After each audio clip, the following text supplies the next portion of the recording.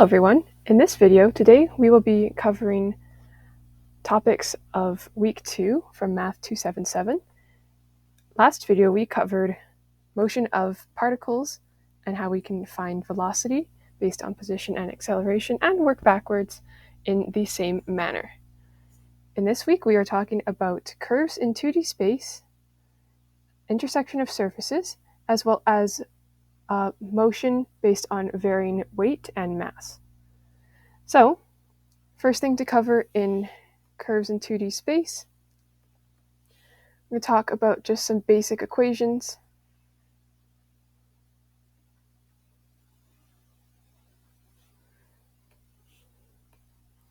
So we're going to talk about parabolas first. Some are probably already familiar to you. Just in case you've forgotten, here is a refresher. Okay, so our first one, so parabola opens up.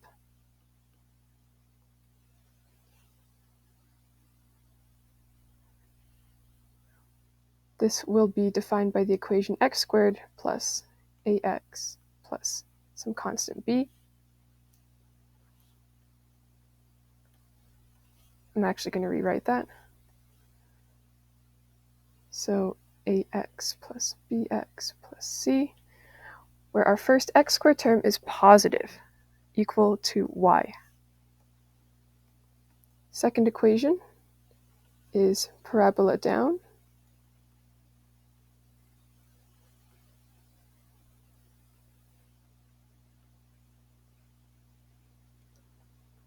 So this will be defined by y equals negative ax squared plus bx plus c.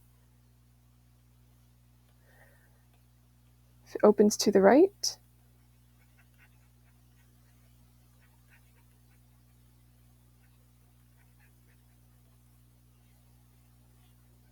this is defined by x equals y squared plus by plus c. And if it opens to the left,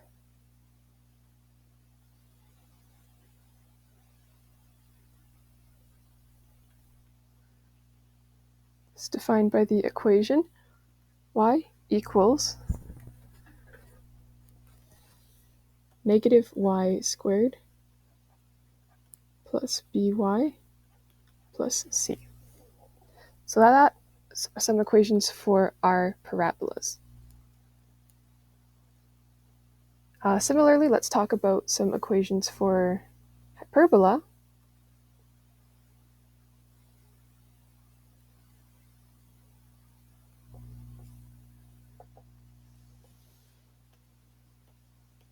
So our first one is where they open. So first equation is if they open left and right. So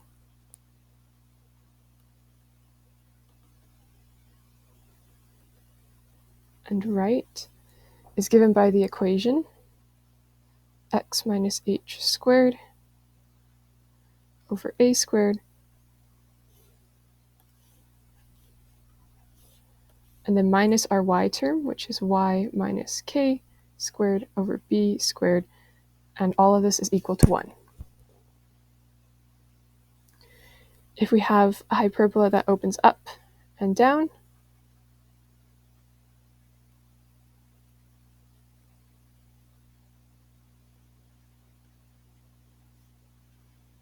this is defined by y minus k squared minus x minus h squared over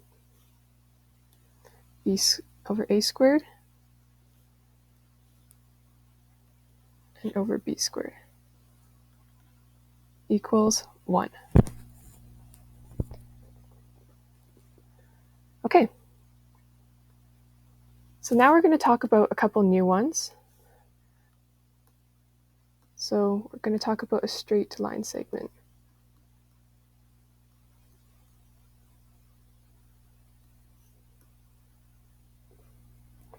So with a straight line segment, let's imagine we have 2 points. We have our starting point P, given by x, y, and z, and a terminal point Q, given by x1, y1, z1, point P to Q. We would define this with an equation. So our position is equal to R naught plus some variable t times v. R naught is given by our value for P,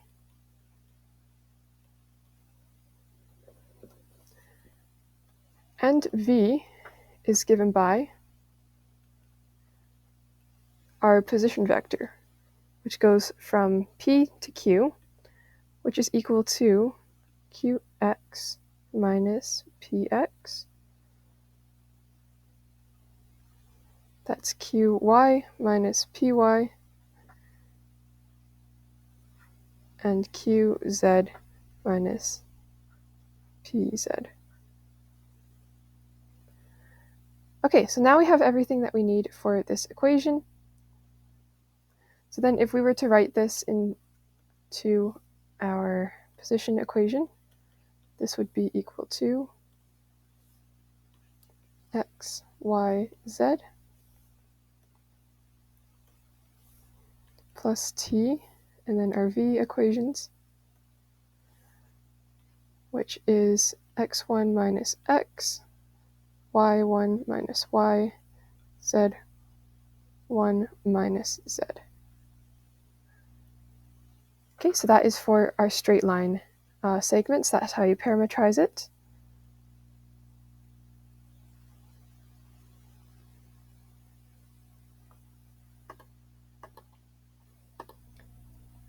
Our other special curve is a helix curve.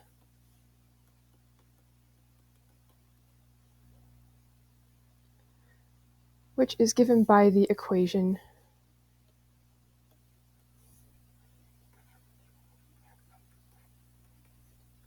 a cos t I plus a sine t j plus some variable t k direction.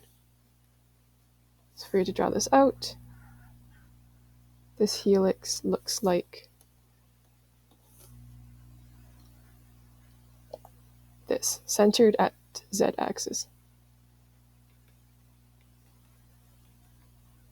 I forgot to include an additional slide for this because I actually missed a little bit before going into this. So these two that we just went over, the straight line segment and the helix curve, are both special cases. So let's talk about some of the more fundamental ones, which I definitely totally remembered to put in. So like we mentioned, we have our ellipse.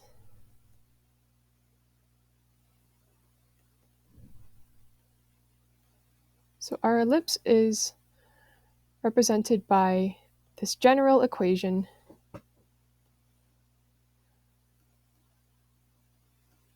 y minus h squared over a squared plus y minus k squared over b squared equals 1.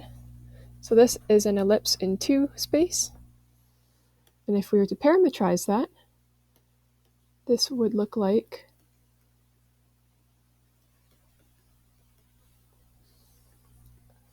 so we would have our h. This would be h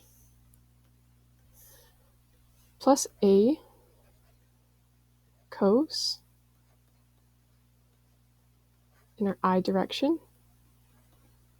And this is plus k plus b sine t, j direction.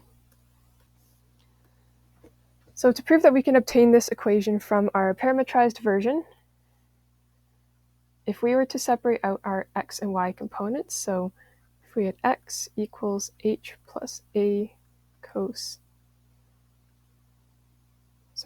t, and y equals k plus b sine t,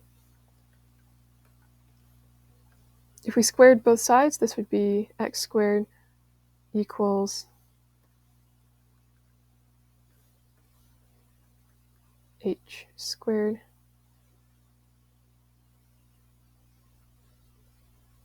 hold on. Sorry, if we isolated for our cos and sine values, we'd get cos t equals x minus h over a. And if we squared both sides, that's cos square t equals x minus h squared over a squared. Same thing for our y equation.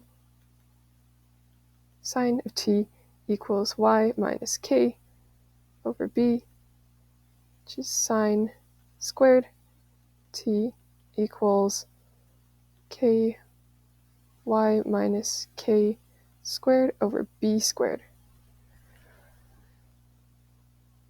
So then if we added these together, then our left side is equal to 1 because cos squared plus sine squared equals 1, and this is equal to what we had above.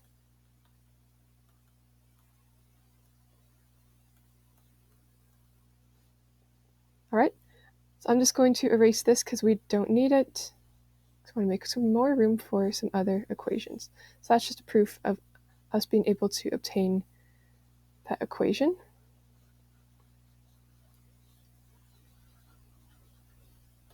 Next shape we're going to talk about is a circle, which is quite similar to our ellipse equation. A circle looks like x minus h squared plus y minus k squared equals a squared, where a is radius. So if we were to divide a over to their side to get each term, to get it equal to 1, this would be x minus h squared, a squared plus y minus k squared over b squared equals 1. To parametrize this,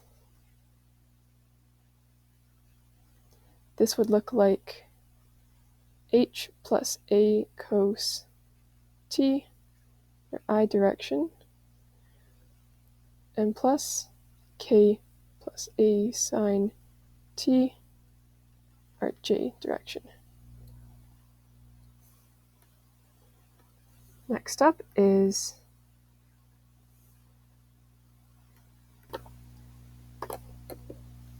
in the case of a hyperbola,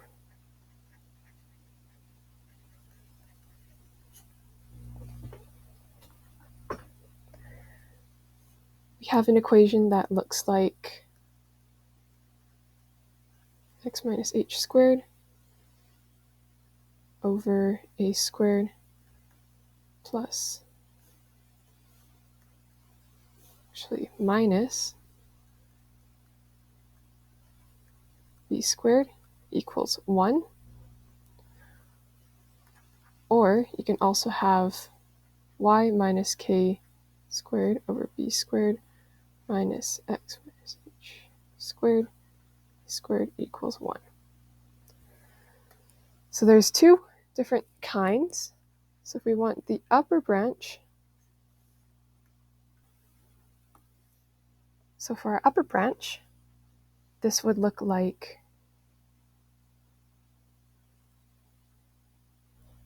so let's compare it to our, it's up here.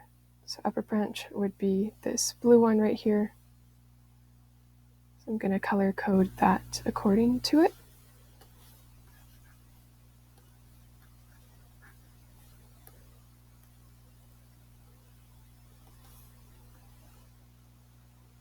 So upper branch equation is h plus a cosh plus k minus b sinh.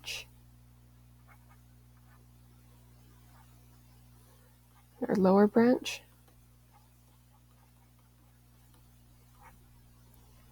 is, oh, sorry, this is supposed to be plus. It's h plus a cosh I plus k minus b sinh. For our right one,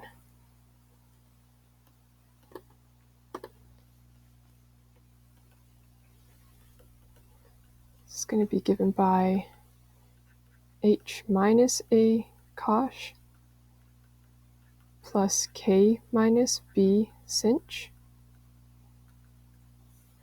And in our left branch, it's given by h minus a cosh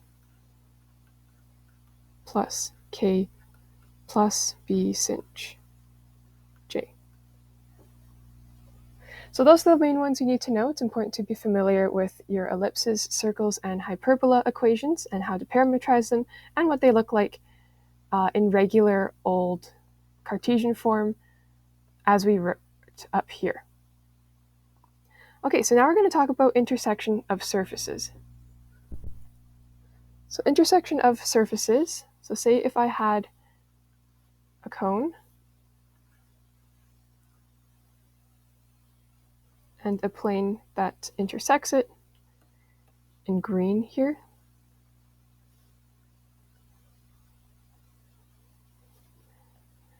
This section in pink is the part of our cone that intersects with that plane.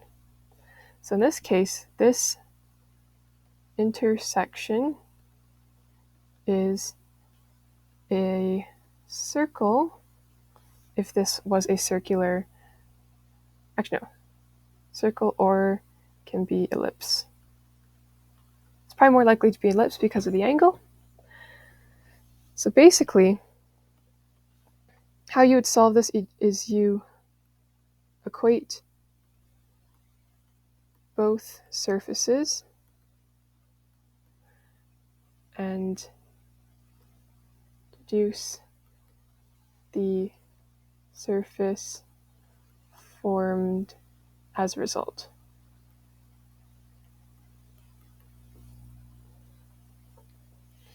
So if we were to look at this example here, and we have z equals x squared plus y squared, we also have z equals 8 minus x squared minus y, 7y squared. And we want to find the curve of intersection of the two surfaces. We can start by equating our two sides together. So we could do x squared plus y squared. Since they're both equal to z, that's how we can equate them to each other, which equals 8 minus x squared minus 7y squared. And moving everything over, this is 2x squared plus 8y squared minus 8 equals 0. And looking at this equation here, sorry, let's kick that.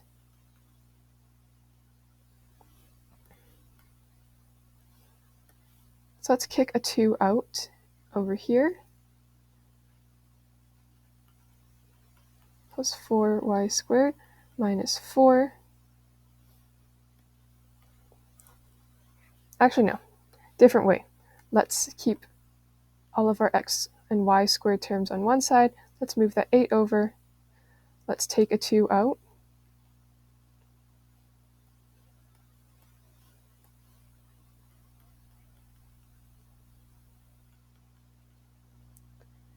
And if we move that 2 over, it gives x squared plus 4y squared equals 4.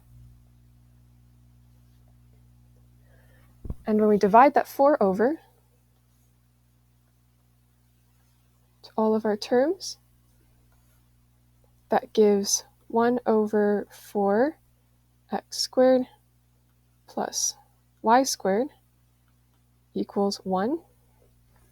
And because we have a different denominator, so you could just imagine this as 1, since we have a different denominator for each one, that means we have an ellipse. So we have an x squared plus y squared, but they have different denominators for their respective radii. So this is an ellipse. So you know the drill when we write this out. This is, so we don't have any h or k terms, so this is 0 plus a. So keep in mind, this is a squared equals to 4. So that means this is like saying 2 squared. So this is 2 cos t in our I direction. And there's no k term, so that's plus 0, plus sine t in our j direction.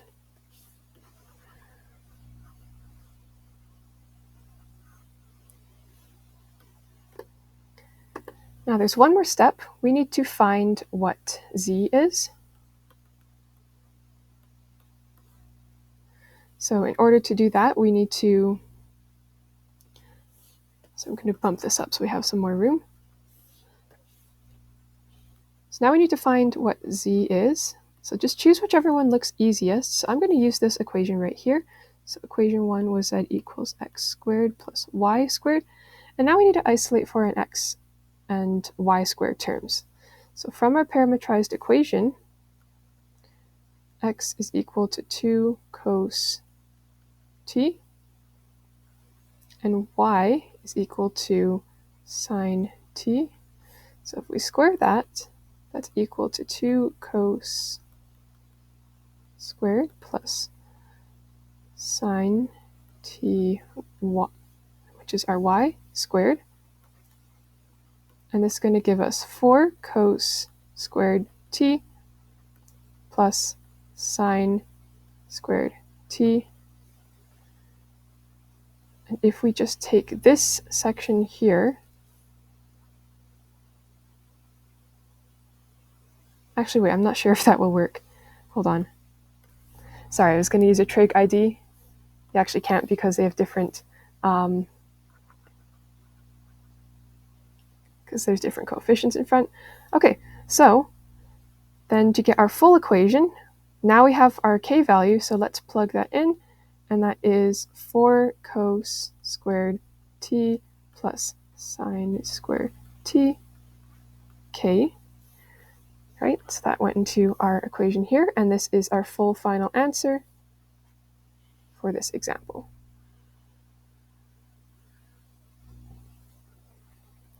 Okay, example 9. We can do the same thing, so let's see what we can equate, what will be easiest. So both terms have y squared, both have z, and since z is to a lower power, let's just isolate for that one. So let's start with this equation here on the left side, and this is equal to 3 x squared minus y squared minus 3 equals z. Let's do our other side. 2y squared plus z equals 1.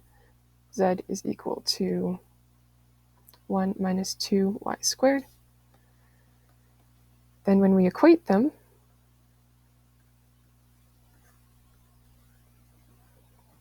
this is x squared minus y squared minus 3. It's equal to 1 minus 2y squared.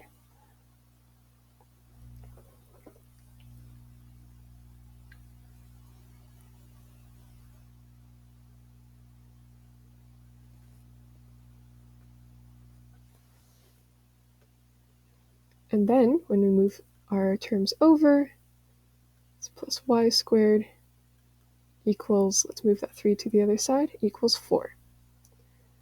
So this is the equation of a circle.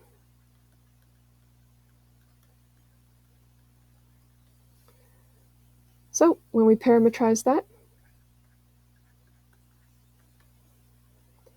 so this is, we don't have any h or k values, so this is 0 plus then square root of our a, of this term over here, so that's 2 cos t, plus, there's no k value, plus sine t j, plus something for our z. So second step is to find z.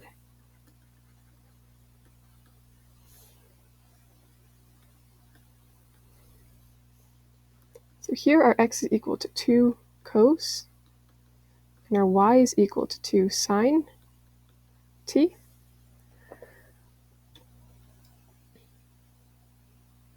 So we can use this equation up here. So I would use this blue equation. So we know z is equal to 1 minus 2, and then we're going to plug in for y.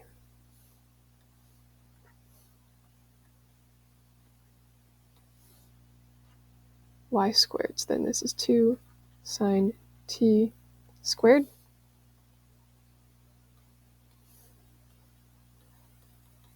One minus 2 times 4 sine squared t, and z equals 1 minus 8 sine squared t. So that's what's going to be plugged into here, and then our full equation is 1 minus 8 sine squared t in our k direction. And our final answer for this question is given here.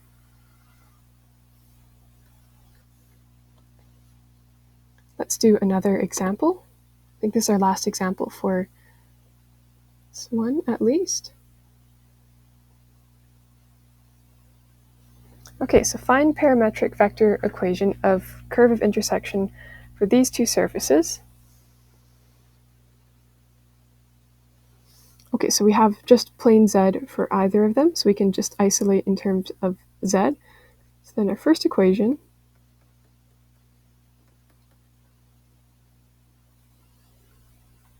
so then this will be z equals 3 plus x to the 4 minus y. So let's equate them.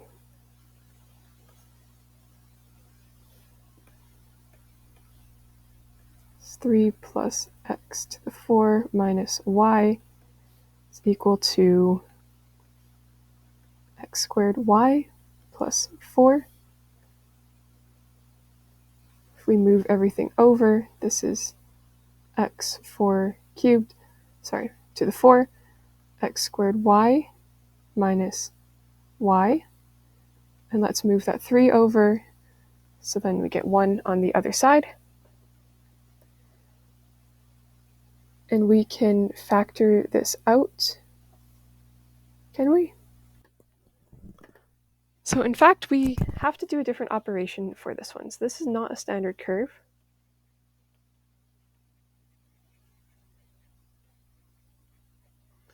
So let's take one of the components and let's make it equal to t. So let's say x is equal to t. Then this is going to give t to the 4 minus t squared y minus y equals 1. Let's move this t to the 4 over. So then we just have negative y minus t squared y equals 1 minus t to the 4. And this y we can factor out. Let's do negative y is t squared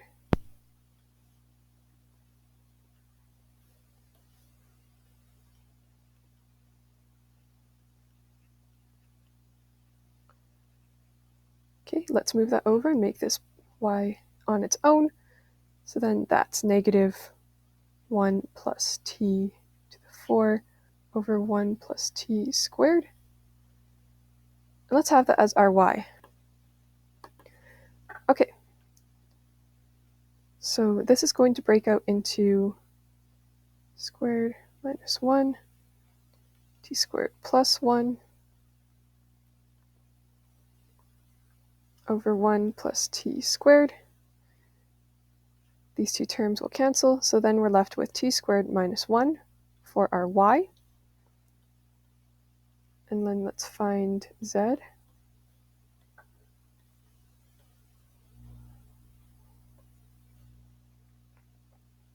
Okay, which z would be easiest to use? Let's use our second one. So we said that x is equal to t squared. Let's plug in for y, which we just solved, plus 4. This is equal to t to the 4 minus t squared plus 4 is our z value. So if we write all of this all together, so we said our x value is equal to t. We found our y value just now. And our z value.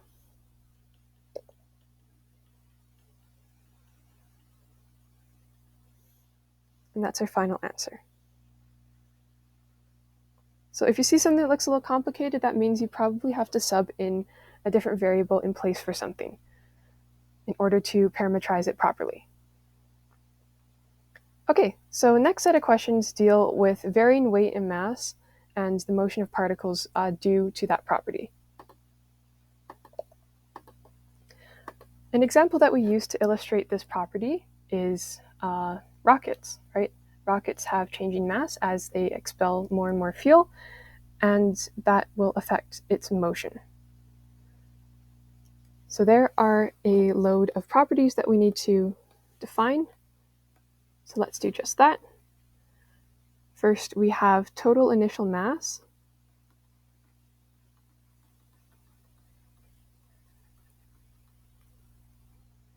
Which includes fuel.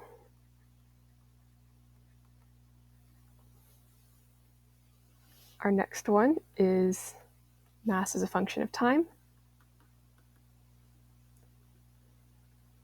Mass at time t. We have v, which is velocity at time t. We also have negative VE. So this is velocity of ejected gas.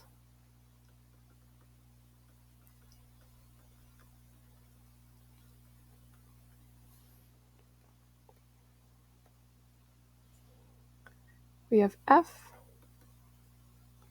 net external force.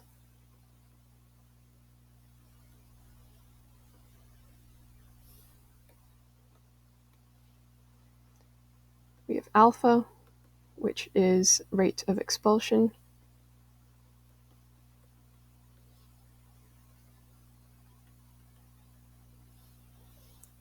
And we have momentum, which is given by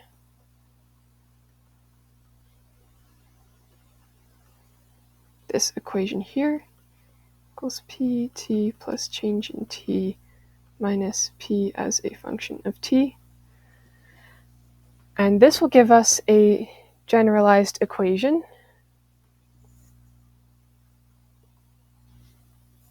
of v e equals ln of our initial mass as a function of time, where our mass as a function of time is equal to total initial mass minus alpha times our time.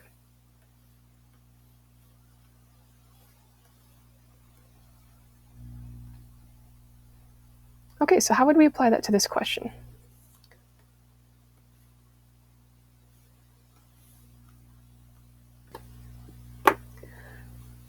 Let's take a look at what variables we are given. So total initial mass is 52,000 kilograms.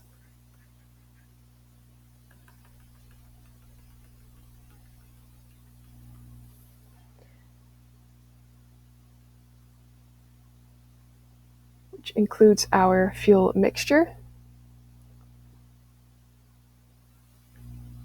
And during the burning process, the fuel mixture is expelled at a constant rate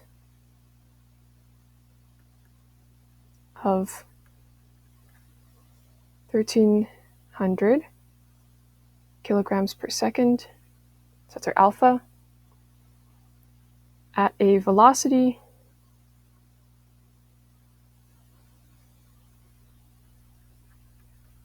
of 500 meters per second. Sorry, I miswrote this equation above. V at t equals VE. Okay, so now using that equation that we were talking about, we want to find what the speed is at 15, 20, 30, and 35 seconds. So let's start at 15.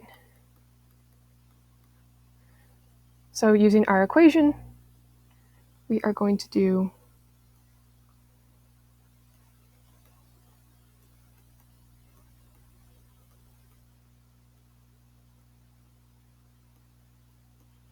and we're going to plug in for our mass equation.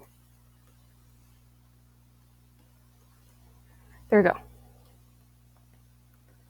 Okay, so that gives 500 ln 52,000 kilograms over 52,000 minus 1,300 times 15, and V at 15 seconds is equal to,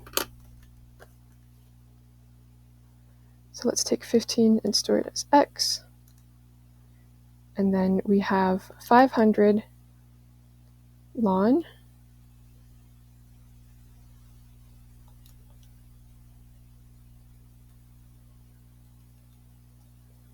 and that's 52,000 divided by 52,000 minus 1,300 x,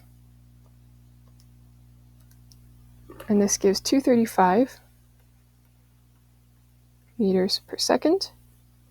So we did the same thing at our other time intervals, and we just plug in our t to be different. So let's do at 20.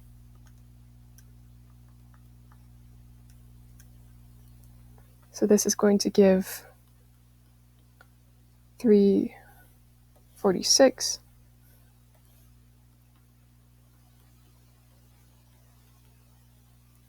meters per second. At 30,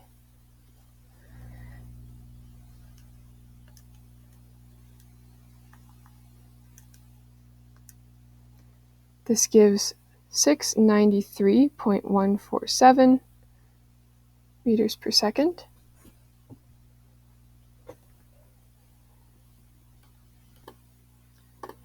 So now at 35 seconds,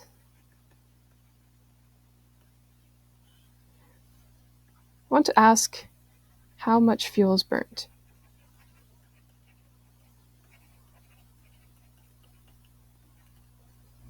So we're given our mass of fuel at the beginning, and we want to make sure our denominator term, so that is m equals, we want to make sure that this is bigger than 39,000 kilograms. So let's plug in and see. So we have 52,000 minus 100 at 35 seconds.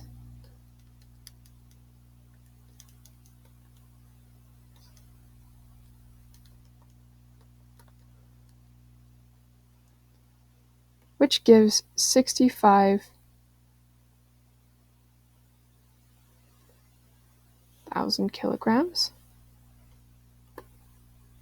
Sorry, there's actually a different way we should be looking at this. Take a ratio for the time instead. So if you have our total mass over our expulsion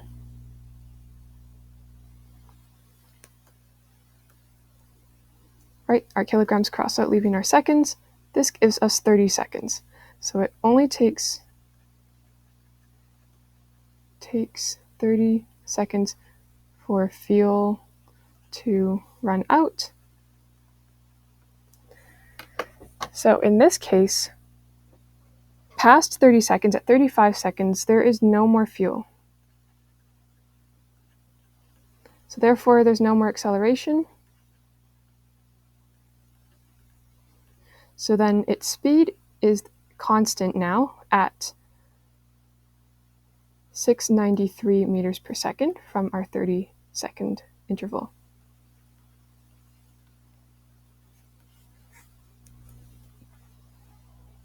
Okay, so let's take a look at another rocket question. So if it's fired up vertically in a vacuum at a constant rate, so this is our alpha of 1,000 kilograms per second, and the gas is ejected at 400 meters per second. So we want to know what percent of m the rocket has to burn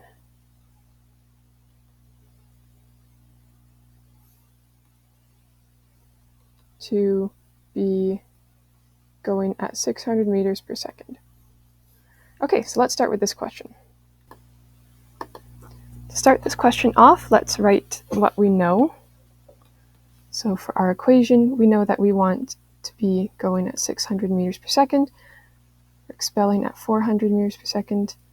We have ln of our unknowns. So this is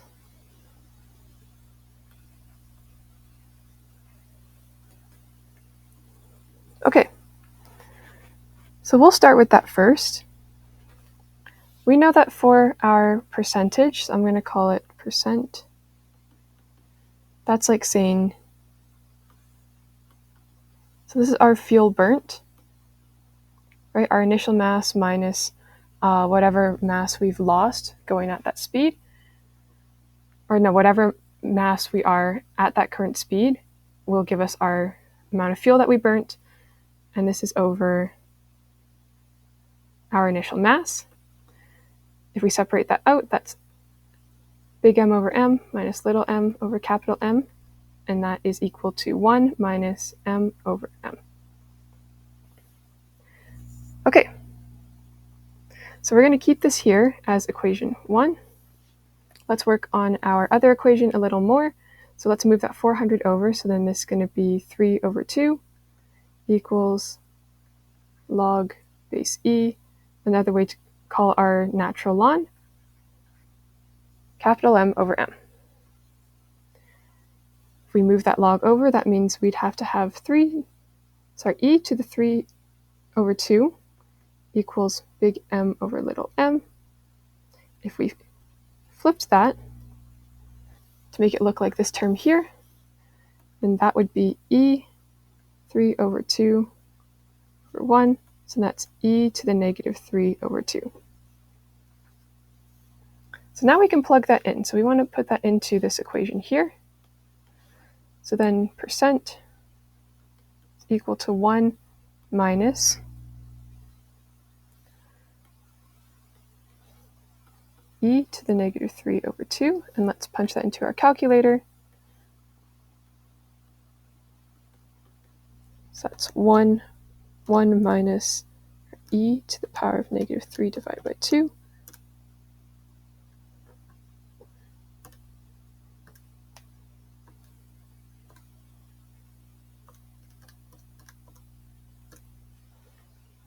Which is 0.7768, which is equal to 77.68%. Okay, part 2 of our question is asking, what is the speed of the rocket when 40% when it's 40% of its initial mass. So now we're working backwards.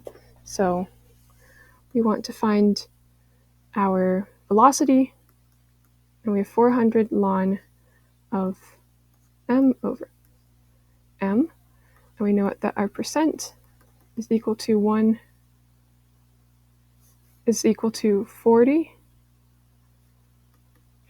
0.40, and we want to make this equal to our 1 minus little m over m.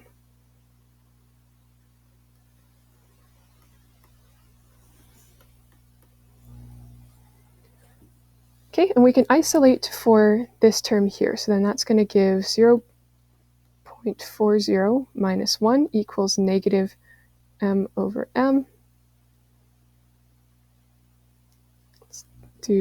Let's switch up the signs a bit. So then this is 0.4 minus 1. This is 0.6, so I'm just changing the signs around. And let's take the reciprocal so we can make it look like what we need for that part. And reciprocal is 0.6. So 1 divided by 0.6 is 1.667. Now we're going to plug that into our equation here and see that v is equal to 400 ln of 1.6667. So 400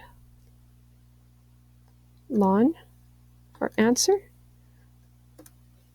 means that our velocity is 204.33 meters per second. All right, so that brings us to the end of our video.